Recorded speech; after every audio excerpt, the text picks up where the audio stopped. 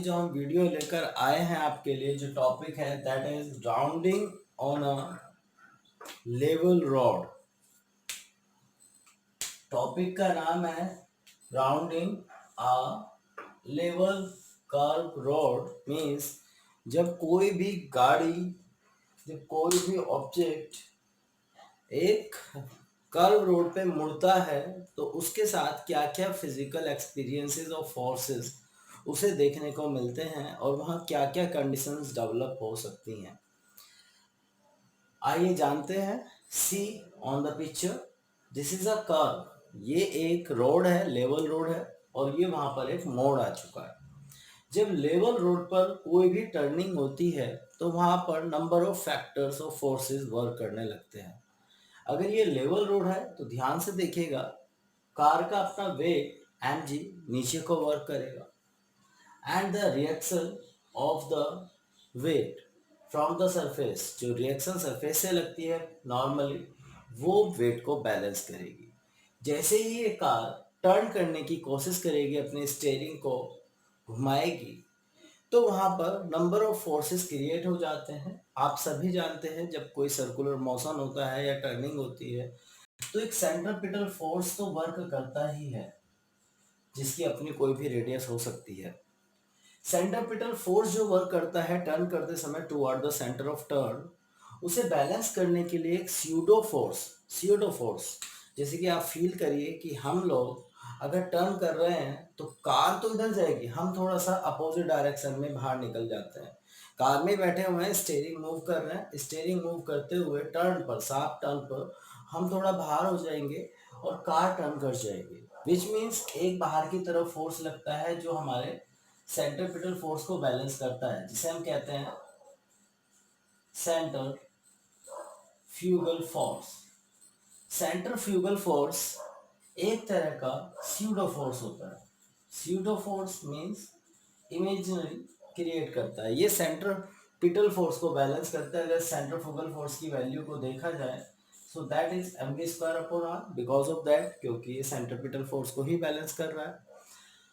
Actually में जो है, ये जो सेंट्रीफ्यूगल फोर्स है ये गाड़ी को टर्न करने के अपोजिट डायरेक्शन में वर्क करता है। मीन्स गाड़ी के अगर व्हील्स को देखा जाए जो इस डायरेक्शन में जाने की कोशिश कर रहे हैं, एक्चुअली वो व्हील जो टर्निंग की तरफ मुड़ रहे हैं ड्यूरिंग द स्टीयरिंग, जब हम स्टीयरिंग मूव करते हैं वो इधर मुड़ रहे हैं, उन्हें एक और फोर्स है जो इस तरफ ले जाने की ट्राई कर रहा होगा। गाड़ी का जो सरफेस कांटेक्ट है टायर्स का और सरफेस का, वो एक्चुअली में जब गाड़ी ऐसे आ रही थी तो उसे ऐसे जाना था। हम जब टर्निंग करा रहे हैं उस पे एक फोर्स लगा रहे हैं टायरों पे, वो फोर्स इधर को लग रहा है, तो इस फोर्स को कोई ना कोई रिएक्शन अपोजिट कर रही होगी। एक्चुअली में जो हमारा फोर्स ऑफ रिएक्शन है वो इस डायरेक्शन में है। तो हम अब आप ध्यान से समझिएगा, जो सेंट्रीफ्यूगल फोर्स है, सेंट्रीफ्यूगल फोर्स हमेशा ऑब्जेक्ट को बाहर की तरफ खींचने के लिए वर्क करता है, उसकी अपोजिट डायरेक्शन में, सेंट्रीपिटल फोर्स की अपोजिट डायरेक्शन में। सेंट्रीफ्यूगल फोर्स को अगर बैलेंस करना है तो सरफेस की रिएक्शन, जिसे हम फ्रिक्शनल फोर्स भी कह देते हैं, फ्रिक्शनल फोर्स, जिसे हम फ्रिक्शनल फोर्स कह देते हैं, सेंट्रीफ्यूगल फोर्स। अभी बात जो चल रही है ध्यान से समझना, टायर और सरफेस कांटेक्ट के बीच की चल रही है। टायर और सरफेस कांटेक्ट के बीच जब टायर टर्न करेंगे वो एक्चुअली में बाहर की तरफ जाने की कोशिश करेंगे। Actual motion of the tyre of the car in this direction, but उसे इस तरफ खींचने में जो काम कर रहा होगा, सेंट्रीफ्यूगल फोर्स के अपोजिट जो फोर्स लग रहा होगा, that is the frictional force of the object. वो होगा फ्रिक्शनल फोर्स जो सरफेस एंड टायर के बीच में लगता है। अगर फ्रिक्शनल फोर्स ना होता हमारा सरफेस और टायर के बीच, तो सी क्या हो सकता था, कार जो चल रही थी रोड पर वो टर्न ना होकर, क्योंकि फ्रिक्शन तो है नहीं, फ्रिक्शन तो है नहीं, टर्न ना होकर सेंट्रीफ्यूगल फोर्स की कंडीशन में ही चली जाती एंड वो प्रॉपर टर्निंग ना लेके किसी और ही डायरेक्शन में वर्क कर सकती थी। सेंट्रीफ्यूगल फोर्स को हमने फ्रिक्शनल फोर्स से बैलेंस किया है। इससे ये पता चलता है कि फ्रिक्शनल फोर्स गाड़ी की स्पीड को मेंटेन करने में मदद करता है। फ्रिक्शनल फोर्स अगर बहुत तेज गाड़ी हो जाए, बहुत तेज स्पीड हो जाए गाड़ी की, तो फिर शायद फ्रिक्शनल फोर्स भी टर्न करने में मदद ना कर सके। फाइनली हम ये कहना चाहते हैं कि ये जो कॉन्सेप्ट है ये हमें ये सिखाता है कि जब कोई भी कार एक लेवल रोड पे टर्न करती है कर्व एरिया पे, तो उसकी minimum velocity of the motion क्या होना चाहिए, कि जब कोई कार टर्न करेगी कर्व पाथ पर, तो what the minimum velocity to be a safe turn. Safe turning के लिए ऑब्जेक्ट को, कार को कितना मिनिमम वेलोसिटी से टर्न करना है। तो सी, पहले रिएक्शन जो हमने बताई थी उसके रिगार्डिंग हम यहाँ कुछ देखते हैं इंपॉर्टेंट पॉइंट्स। वो है three forces are acting on the car. तीन फोर्सेस मेनली वर्क करते हैं। वेट ऑफ द कार जो नीचे को वर्क कर रहा है, downward. Normal reaction of the road on the car जो ऊपर को वर्क कर रही है, balancing with the weight. Frictional force जो बहुत हेल्पफुल है, यही फाइनली हमें वो वेलोसिटी तक पहुंचाएगा जो मिनिमम वेलोसिटी हो सकती है for a safe turning. The surface of the road, frictional force जो लग रहा है सरफेस ऑफ द रोड से। अगर मैं पहली दो कंडीशंस को फॉलो करता हूँ, सो क्योंकि net force on the car in the vertical direction is r minus m g and acceleration will be zero, तो f is equals to m में क्या हो गया, जीरो। तो r minus m g equals to zero, r is equals to M g. यहाँ तक आप बताइए, यहाँ तक कोई problem, r minus m g is equals to zero. I hope कि ये वाले कॉन्सेप्ट में भी कोई प्रॉब्लम नहीं है।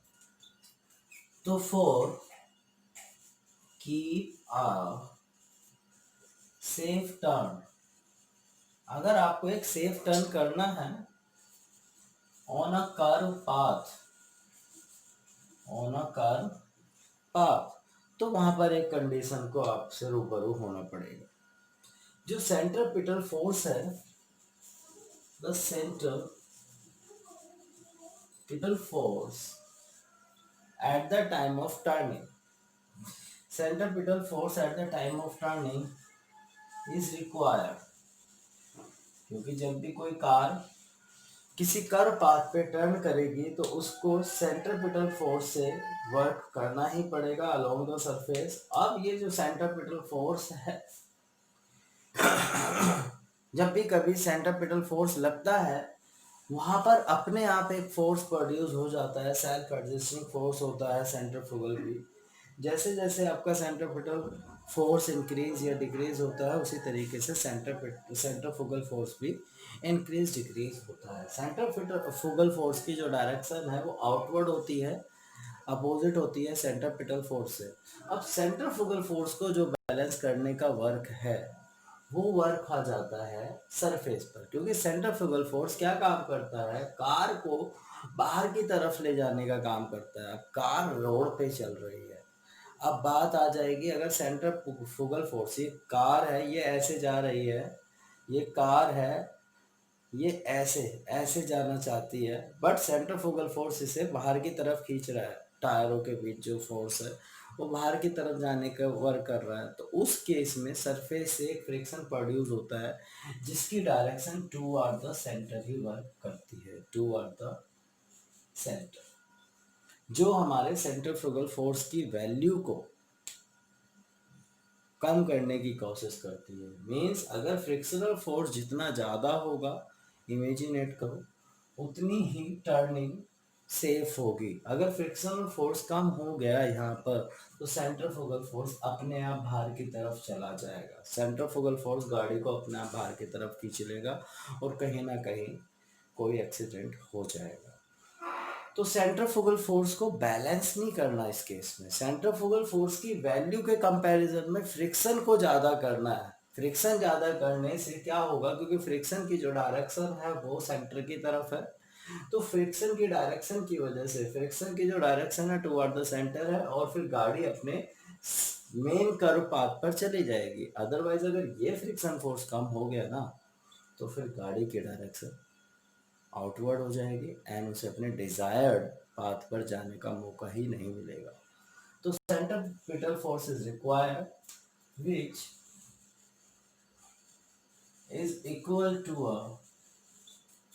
which is equal to a pseudo force known as centrifugal force। यहाँ तक आप सभी बच्चे नोट कर ले। इसके आगे की कहानी को हम एक बार फिर से देखेंगे। मैंने कहा यहाँ तक की रिएक्शन आपको समझ में आ गई है। To keep a safe turn on a curve path centripetal force is required which is equals to a pseudo force known as centrifugal force। Equal इसलिए है क्योंकि जो अमाउंट सेंट्रीपिटल फोर्स की अंदर की तरफ होती है जस्ट वही अमाउंट सेंट्रीफ्यूगल फोर्स की बाहर की तरफ होती है। अब इसके बाद अगर हम यहाँ पर डिस्कशन करेंगे, अब कंडीशन फॉर सेफ टर्निंग की बात करते हैं। Condition of a safe turn, condition of a safe turn की हम यहाँ बात करते हैं। तो सेफ टर्न की कंडीशन क्या होगी? जब वो कर्व पाथ पे टर्न करेगा तो उसकी कंडीशन क्या है? जो हमारा फ्रिक्शनल फोर्स है उसकी वैल्यू ज्यादा होनी चाहिए सेंट्रीफ्यूगल फोर्स, सेंट्रीफ्यूगल फोर्स। अब फ्रिक्शन फोर्स जो है बच्चों that is mu s into r, ज्यादा होगा सेंट्रीफ्यूगल यानी कि m we square upon r, जो भी रेडियस ऑफ द टर्निंग है। आर की वैल्यू अभी पीछे बताइए एम जी के इक्वल है इन दिस केस, तो mu s into m into g is greater than m we square over r. M cancel out हो जाता है यहाँ पर and you can see the condition of the safe turning of a car. तो safe turning की condition आप देखिएगा mu S R यहाँ पे आ जाता है, ऑलरेडी जी प्रेजेंट है, greater is equal to b square.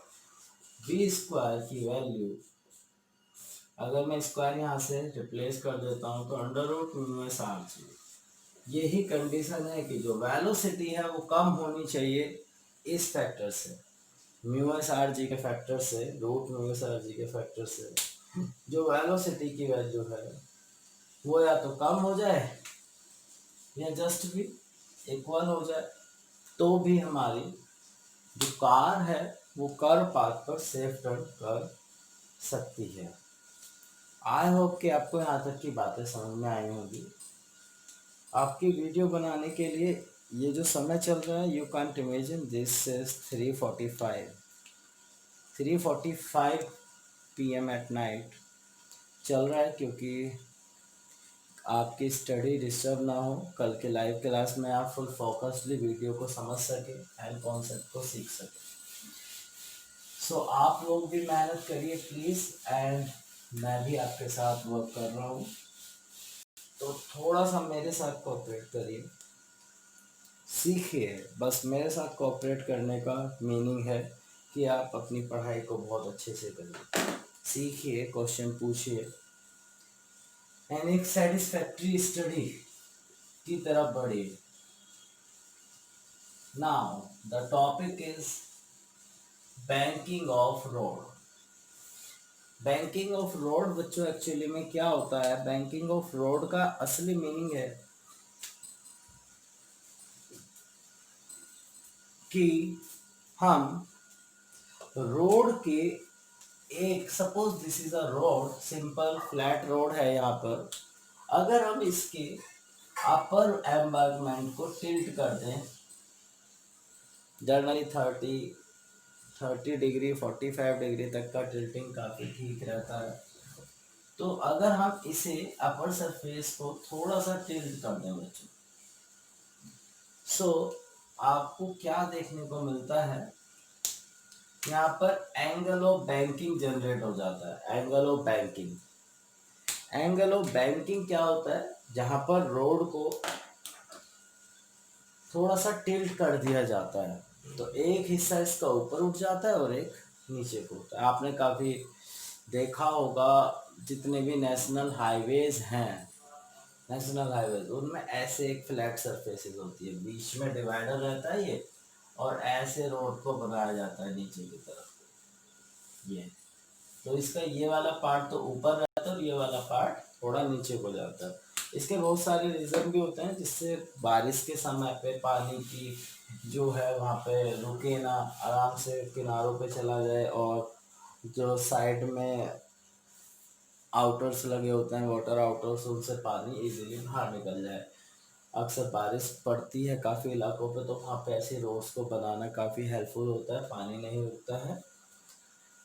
तो उस समय जब गाड़ी बैंक रोड पे ट्रैवल करती है तो क्या क्या सिस्टम्स जनरेट हो जाते हैं, लेट्स सी क्या क्या होता है। ध्यान से देखिएगा, this is a object of car. Car हो सकती है, कुछ भी हो सकती है। अगर मैं थोड़ा सही से बनाना चाहूँ, सो लेट्स सी, ये हमारी कार है जो चल रही है। इसका अपना वेट वर्टिकली डाउनवर्ड mg नीचे को लग जाता है, और इसकी सरफेस से जो रिएक्शन आती है बच्चों, सरफेस से वो बैलेंस्ड हो जाती है। अब वेट को बैलेंस करने के लिए एक कंपोनेंट वेट के अपोजिट लेते हैं, जिसका एंगल, रिएक्शन और उस कंपोनेंट का एंगल लगभग थीटा ही होता है, एंगल ऑफ बैंकिंग के इक्वल होता है, एंगल ऑफ बैंकिंग के इक्वल होता है। ये वाला जो एंगल है यहाँ पर जो बन रहा है, that is theta y. Theta कैसे है, इमेजिनेट करो, this is a banking surface, ये हमारे पास mg है जो 90 डिग्री पे वर्क कर रहा है डाउनवर्ड, ये थीटा एंगल है, this is 90 minus theta. Angles हम प्रॉपर्टी से निकाल सकते हो। ये हमें रिएक्शन ऊपर की तरफ जा रही है यहाँ से, वे ये पूरा एंगल रिएक्शन सरफेस से 90 डिग्री बनती है। ये दो लाइन, ये वर्टिकली अपोजिट एंगल हो गया है। अगर यहाँ पे स्ट्रेट एंगल का वर्क करोगे तो you can be see this is angle of theta, जो कि मैंने लिया है।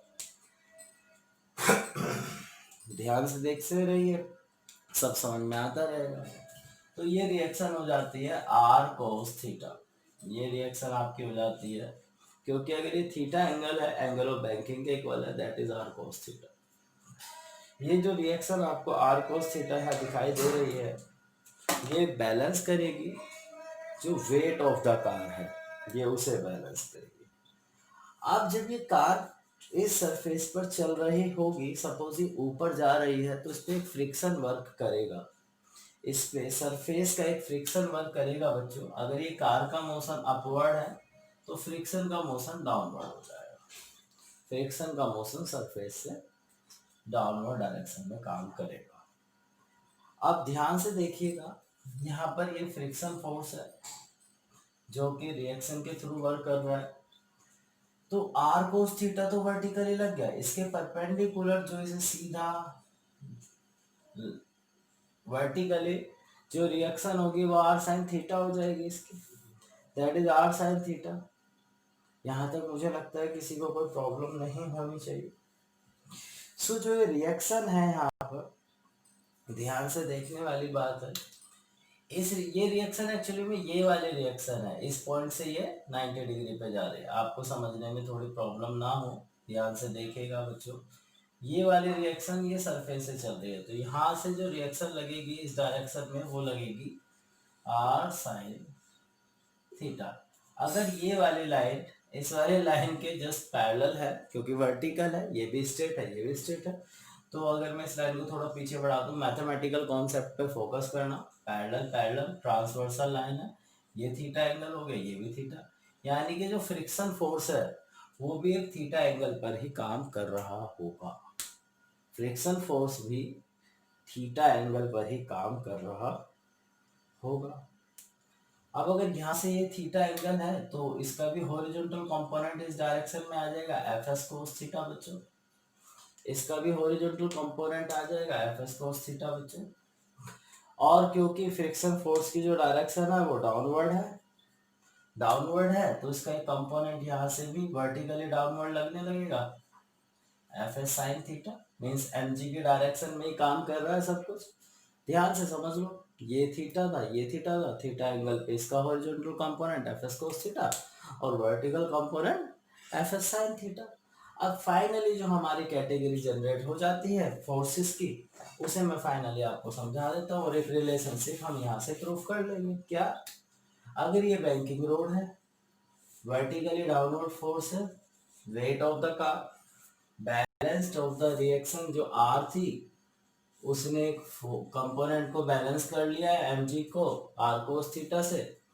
इसका वर्टिकल कंपोनेंट रिएक्शन का ये आएगा आर साइन थीटा। अब अगर कार का मोशन अपवर्ड है तो अपोजिट डायरेक्शन में एक फ्रिक्शन फोर्स जनरेट हो जाएगा। अब क्योंकि ये एंगल ऑफ बैंकिंग था सपोज दैट, तो ये वाला थीटा इस वाले थीटा के इक्वल, क्योंकि ये पैरेलल लाइन की कंपोजिशन को फॉलो कर रहे हैं, तो एफ एस जो है फ्रिक्शन फोर्स जो है उसके भी दो कंपोनेंट हो जाएंगे। थीटा के डायरेक्शन में यहाँ पर एफ एस कोस थीटा हो जाएगा और वर्टिकली हो जाएगा बच्चों एफ एस साइन थीटा। बस यही composition of force banking road में वर्क करती है, यही composition of force banking road में वर्क करती है। आई होप सभी बच्चे जो ध्यान से देख रहे होंगे उन्हें ये वीडियो यहाँ तक क्लियर हो गई। अब हम इसका एक कंपोजिशन ऑफ डेरिवेशन स्टार्ट करते हैं, इसी डायग्राम को रहने देते हैं। Let's see, in vertical direction अगर मैं वर्टिकल कंपोनेंट्स की बात करूं, इन वर्टिकल कंपोनेंट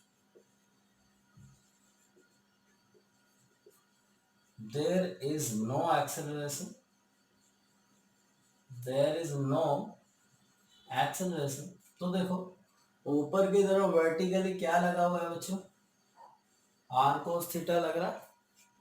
अगर यहाँ कोई एक्सेलरेशन नहीं है तो ये अपोजिट फोर्स जो है ये डायरेक्टली वर्टिकल डाउनवर्ड फोर्स के इक्वल हो जाएंगे, m g plus f sine theta. क्योंकि डाउनवर्ड डायरेक्शन में दो फोर्सेस लग रहे हैं, r cos theta m g और एफ साइन थीटा फोर्स लग रहा है। यहाँ तक कोई प्रॉब्लम बताइए जल्दी।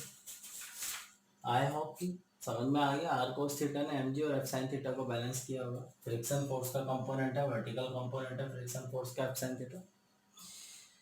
अब अगर हम यहाँ पे हॉरिजॉन्टली कंपोनेंट्स की बात करें जो कि बैलेंस है कहीं ना कहीं, अब जब ये जा रहा होगा बैंकिंग ऑफ रोड, ये भी बेटा एक कर्व पाथ पे ही चल रहा है, ध्यान रखना। ये भी कर्व पाथ की कहानी है, बट वो रोड बैंक है। रोड क्या है? बैंक है। तो जब हम ये मोशन ऐसे कर रहा होगा यहाँ पर कर्व पाथ पे, तो सेंट्रीपिटल फोर्स तो जाहिर सी बात है इसे भी बैलेंस कर रहा होगा, सेंट्रीपिटल फोर्स इस पे भी लग रहा होगा। बट इसके अपोजिट रिएक्शंस जो हैं, दैट मीन्स उसे देखते हैं। अगर ये वेलोसिटी से जा रहा है सर्कुलर रोड पे, तो सेंट्रीपिटल फोर्स की वैल्यू तो इस पे लग ही रही है, मगर उसके अपोजिटली जितने भी फोर्स इस पे लग रहे हैं वो हम देखते हैं। यहाँ पर क्या क्या लग रहा है, एक r sine theta centripetal force के अपोजिट लग रहा है, एक एफ एस कोस थीटा लग रहा है यहाँ पर, और ये किसे बैलेंस कर रहा है, जो कि सर्कुलर पाथ है। तो m b square upon r centripetal force को बैलेंस करने का काम कर रहा हो, सेंट्रीपिटल फोर्स को बैलेंस करने का काम कर रहा होगा। मेनली रिएक्शन आपको ये दिख रही होगी। बस ये जितने भी रिएक्शन है कर्व पाथ के अलावा, ये कर्व पाथ है जो हमने स्ट्रेटली वर्क किया हुआ है, ये ऐसे है सारा पाथ। तो अगर ये रिएक्शन आपको समझ में आ गई हैं, सो इन्हें बैलेंस करके वेलोसिटी की कंडीशंस को फुलफिल करना है। अब देखते हैं कैसे सॉल्व की जाएगी। वी नो दैट, हम जानते हैं क्या,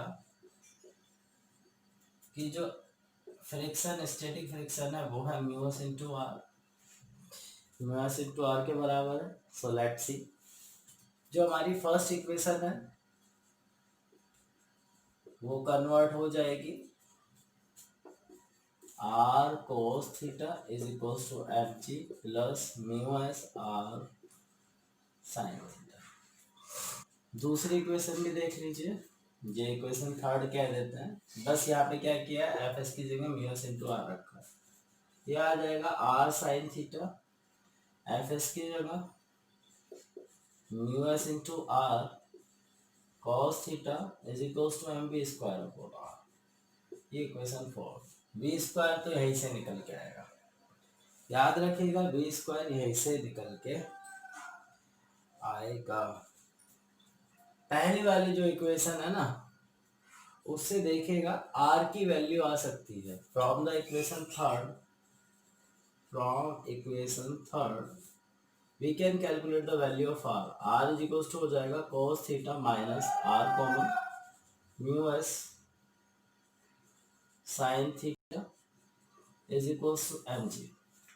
आर आ चुका है M G cos theta minus mu S sine theta. ये आर की वैल्यू हमने निकाल ली क्योंकि हमें बी की वैल्यू निकालनी है। सो यहाँ पर देखिएगा अभी आप कोई दिक्कत नहीं होगी आपको। कैलकुलेशन को समझने में कोई भी प्रॉब्लम हो आप पर्सनली कमेंट कर सकते हैं, बता सकते हैं। आर की वैल्यू आ चुकी है। यहाँ पर ध्यान से देखिए इक्वेशन नंबर 4 में फ्रॉम इक्वेशन 4 दोनों में आर है, कॉमन ले लीजिए। बचेगा क्या अंदर sine theta plus mu S cos theta is equals to M we square upon R. R की वैल्यू बच्चों यहाँ पर है, प्लेस कर देते हैं M G cos theta minus mu S sine theta sine theta plus mu S cos theta ऊपर is equals to M we square upon R. M से एम कैंसिल हुआ। ध्यान से देखिएगा वी स्क्वायर अपॉन का आर ऊपर आ जाएगा r into g sine theta plus mu S cos theta minus mu S sine theta. Condition लगभग हमारी बन चुकी है। स्टैंडर्ड कंडीशन अगर बनानी है तो ट्रिग्नोमेट्री आपने क्लास 10 में पढ़ाई है। मैं इस ऊपर से cos थीटा कॉमन ले लेता हूँ, यहाँ से cos थीटा। एक बच्चा कह रहा है सर यहाँ तो cos थीटा लिखा ही नहीं है। भैया जहाँ पे कोई नंबर ना लिखा हो मान लो यहाँ पर भी cos है नीचे भी cos है, यहाँ से cos यहाँ पे तो है ही नहीं, मान लो यहाँ पे भी cos है यहाँ पे भी cos है, मल्टीप्लाई में थोड़ा सा। तो जब मैं यहाँ से cos कॉमन लेता हूँ ऊपर से और नीचे से भी cos कॉमन ले रहा हूँ कट जाएगा, बट बनेगा क्या ध्यान से देखिए b square is equal to r g. यहाँ पर ऊपर का cos कॉमन आ गया, नीचे का बचा है sine upon cos tan theta plus cos common ही ले लिया है तो म्यूस। नीचे देखिए cos यहाँ से बाहर आया 1 बचा mu S sine upon cos means tan theta. तो फाइनली v